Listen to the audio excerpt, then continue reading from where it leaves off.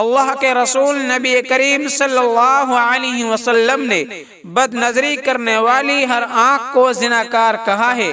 عن ابی موسیٰ رضی اللہ تعالی عنہ عن النبی صلی اللہ علیہ وسلم قال كل عين زانية وأن المرأة إذا استعترت فمرت بالمجلس فهي كذا وكذا يعني زانية۔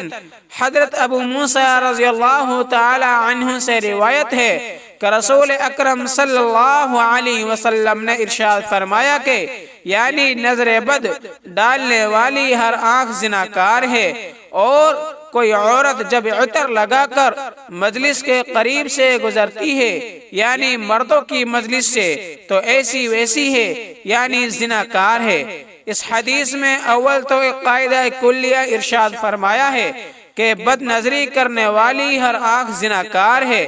یہ حکم مردوں اور عورتوں دونوں کو شامل ہے۔ جو مرد نامحرم عورتوں کو دیکھتے ہیں یا جو عورت نامحرم مردوں کو دیکھتی ہے یا انہیں جھانکتی ہے، ایسے مرد اور عورت کی آنکھ زناکار ہے۔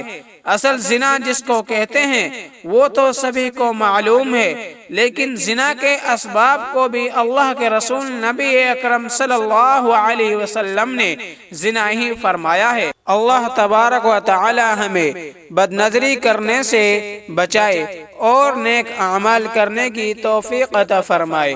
سبحان ربک رب العزت عما یصفون وسلام علی المرسلین والحمد للہ رب العالمین۔